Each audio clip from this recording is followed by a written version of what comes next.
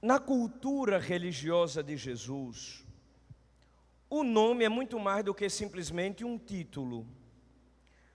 Ordinariamente para nós, na nossa cultura de nosso tempo, no Ocidente, já não mais cristianizado como antes, dizer o nome não significa muita coisa.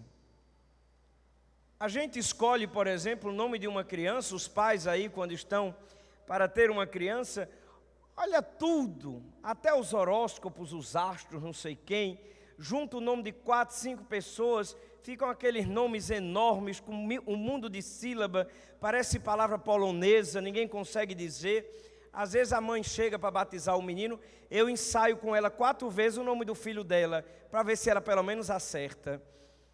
Porque o nome já não diz mais tanta coisa para nós. Na cultura de Jesus, contudo, invocar o nome indica, em primeiro lugar, definir a personalidade. E, em segundo lugar, invocar a presença. Por isso que, ao longo de toda a história da salvação, nós podemos ver que o nome de Deus é sagrado e santificador. É santo o nome do nosso Deus. Quantas vezes ouvimos o Antigo Testamento repetir isso? Não há outro nome que se compare ao nome de Deus. No Antigo Testamento, nem sequer poderia se dizer o nome de Deus. Por isso, havia um tetragrama, uma composição de 4 letras hebraicas, que nós traduzimos por Iavé, que era exatamente a invocação do nome do Senhor, para não se dizer o nome de Deus. O nome de Deus é santíssimo e deve ser venerado. E o povo do Antigo Testamento compreendia que dizer o nome de Deus era invocar a sua presença. É por isso que lá no capítulo 20 do livro do Êxodo, quando Deus dá a Moisés na montanha as tábuas com o decálogo, no 3º mandamento está guardar o santíssimo nome de Deus. Meus irmãos e minhas irmãs, é preciso que nós compreendamos, contudo, aquilo que, evoluindo na economia da salvação, vai culminar na pessoa de Jesus. Nós, ao longo destes últimos dias de advento, podemos por muitas vezes ver as profecias que apontavam para o nascimento do Salvador. Ele será grande, será chamado Filho do Altíssimo, o Senhor Deus lhe dará o trono de seu pai Davi, ele reinará para sempre sobre os descendentes de Jacó, o seu reino não terá fim. Ele será Emanuel, porque Deus é conosco. Quantas vezes nós ouvimos, por exemplo, São Lucas dizer, a ele foi dado o nome de Jesus, porque foi este o nome que o anjo deu quando em sonho a José, e por aí vai. O nome de Jesus Cristo define para nós, em primeiro lugar, a missão daquele que resolve, como diria São Paulo no capítulo 2 da carta aos Efésios, submeter-se à nossa natureza humana, descendo dos céus e fazendo-se homem como nós, porque ele veio para nos salvar. E Jesus, em hebraico, na língua do Senhor, é exatamente isso, aquele que salva. Mas ele não veio para salvar simplesmente de forma indiferente, esporádica, distante, temporal. Não. Ele é ungido que do meio do povo nos salva. Por isso ele é o Kyrios. Ele é o Messias tão aguardado por Israel. Ele é ungido do Pai, como nós escutamos o próprio Jesus dizer no capítulo 4 da narrativa segundo São Lucas, quando entra na sinagoga de Cafarnaum: o Espírito do Senhor repousa sobre mim, ele me ungiu para proclamar boa nova ao seu povo. O nome de Jesus invoca a missão do Senhor entre nós, quem ele é, define sua pessoa e nos aponta a relação com ele.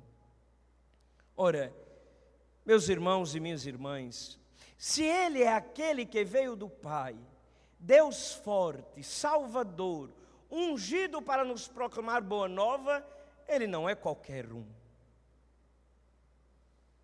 Se nas nossas relações interpessoais a hierarquia é indispensável, porque onde não há hierarquia não há ordem, como é que nós queremos fazer do nome de Deus qualquer nome e fazer de Deus qualquer um? Infelizmente, na onda relativista de nosso tempo, muitas vezes na nossa cultura religiosa, nós costumamos bolar formas mais acessíveis de nos relacionar com Deus para gerar uma espécie de falsa intimidade. Porque a intimidade, na verdade, não é uma coisa que se cria de um dia para a noite, é uma coisa que se constrói. Todos nós aqui já achamos estranho. Às vezes a gente está num determinado ambiente e vem alguém lá que não nos conhece, que não nos sabe quem nós somos, nossa história, e de repente aquela pessoa nos chama por um apelido. A gente acha estranho. Gente, eu dei direito para fulano estar me chamando desse jeito. Não é assim, Arione? É assim. Porque a intimidade é coisa que se constrói. Mas nós criamos no século XXI a concepção de fazer de Deus qualquer um. De chamar Deus de qualquer forma, ou para qualquer coisa. E é preciso que a gente compreenda que o nome de nosso Deus Santíssimo é ordem santificante para toda a terra. Olha lá no capítulo 1 do livro do Gênesis, como é que Deus cria tudo? É pela palavra. E no capítulo 1 do Evangelho de São João, quem é que se faz carne? É a palavra que tudo criou. O nome de Deus é o autor, é pelo nome de Cristo, é pela palavra, é pelo faça-se, que Deus cria todas as coisas. E é este faça-se, a palavra, o verbo eterno do Pai, que assume nossa carne, nossa natureza.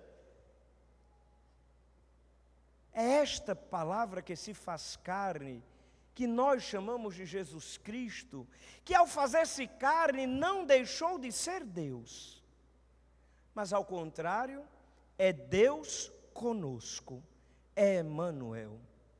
Por isso São Paulo vai chegar à clara certeza de que, diante do nome de Deus, todo ser humano deve se dobrar reverente, até mesmo nos infernos. São Paulo chega a esta consciência clara, vivendo ele no mundo grego, naquele mundo tão relativizado, no mundo politeísta, em que havia tantos deuses. São Paulo, judeu convicto, ao abraçar o cristianismo, ao abraçar Jesus Cristo, compreende que não havia nome mais santo entre nós que o nome do Senhor. Meus irmãos e minhas queridas irmãs, há de se notar uma coisa. Muitas vezes, quando as coisas começam a ficar muito comuns para nós, elas perdem o seu valor. Quando a gente se acostuma com as coisas, a gente reduz o valor delas. Observe se não é assim, por exemplo, nas nossas relações pessoais. Às vezes a gente diz assim: você dá muito mais valor a uma pessoa que mora do outro lado do mundo do que a gente que está dentro de casa a vida toda. Exatamente por causa disso. Porque quando alguém se torna muito comum, perde muitas vezes o valor. É assim com as coisas do dia a dia. Às vezes a gente luta tanto para ter uma coisa, para ter. A criançada é muito boa nisso. O menino aperreia a mãe a vida toda porque quer o brinquedo. A mãe faz todo o sacrifício do mundo, dá o brinquedo ao menino, com 2 semanas ele joga o brinquedo do lado de lá e nunca mais quer. É preciso que a gente tenha cuidado para não fazer isso também com Deus e com o santíssimo nome do Senhor. É preciso que a gente tenha cuidado para não querer fazer do nome de Deus qualquer palavra do nosso vocabulário. Uma vez eu escutei um desses padres midiáticos aí na TV ou no rádio dizer assim: olha, toda vez que você, por exemplo, levar uma topada e quiser dizer um palavrão, não diga o palavrão não, chama o nome de Deus. Isso é uma blasfêmia. Você quer dizer uma palavrão e chama o nome de Deus? O nome de Deus é santíssimo. Não se chama de qualquer forma, não. E o que é que tem a ver o nome de Deus com sua queda? O nome de Deus é sacratíssimo e deve ser reverenciado por todos nós. O autor sagrado, no livro do Deuteronômio, deixou tão claro: qual nação pode ser tão forte como nós, sempre que invocamos o nome do Senhor nosso Deus? Que esta celebração do santíssimo nome de Jesus nos leve a compreender, meus irmãos e minhas irmãs, segundo mandamento, tão simples para nós repetirmos, mas tantas vezes difícil para nós vivermos. O nome de Deus não se toma em vão. O nome de Deus não se diz de qualquer forma. Invocar o nome de Deus é invocar também a presença do Senhor. E a presença de Deus deve ser reverenciada por nós. Invocar o nome de Deus é querer estar com Ele. E nós, de fato, devemos invocá-lo para querer nele criar um amor que nos faz reverenciá-lo e amá-lo acima de tudo. É muito interessante percebermos que na ordem do Decálogo, os mandamentos que se relacionam a Deus estão sempre ligados ao primeiro deles. Terceiro mandamento: guardar os domingos e dias de festa. Por que guardar os domingos e dias de festa? Porque quem ama quer estar perto. Eu gosto de dizer sempre, às vezes os fiéis vêm muito preocupados: olha, padre, porque eu não cumpri o preceito. E eu digo sempre, o preceito não se cumpre por obrigação, não. A gente não pode ter medo de cumprir o preceito. O preceito deve nos mover por amor. Como é que a gente ama a Deus acima de tudo? Tem que vir à missa uma vez na semana, no dia do domingo, e a gente vem porque acha que é obrigado por causa do preceito. Não. Quem ama quer estar perto. A meninada aí, os adolescentes, quando começam a se apaixonar, a mãe diz logo: menino, larga esse telefone, porque o menino passa o dia todinho no telefone e não quer largar de jeito nenhum. Antigamente, quando era ligado, porque agora é o WhatsApp, né? Antigamente, quando era ligado, sabe aquele negócio? Desliga tu, não, desliga, não era assim, Cristiano? Era desse jeito, olha. Quem ama quer estar perto. Quem ama não quer se separar daquele que ama. E por isso nós cumprimos o terceiro mandamento da lei de Deus, porque se amamos a Deus acima de tudo, queremos estar em sua casa, queremos estar diante dele. É assim também com o nome do Senhor. Se nós amamos a Deus acima de tudo, vamos estar jogando o nome de Deus para qualquer lado? De forma alguma. Eu gosto de dizer sempre, se por acaso nós estamos falhos em qualquer um dos 9 mandamentos, do segundo em diante, é preciso, em primeiro lugar, a gente se questionar sobre o primeiro deles. Se nós amamos a Deus acima de todas as coisas. Porque se nós o amamos, respeitamos o seu nome, guardamos o seu dia e amamos as pessoas por causa dele.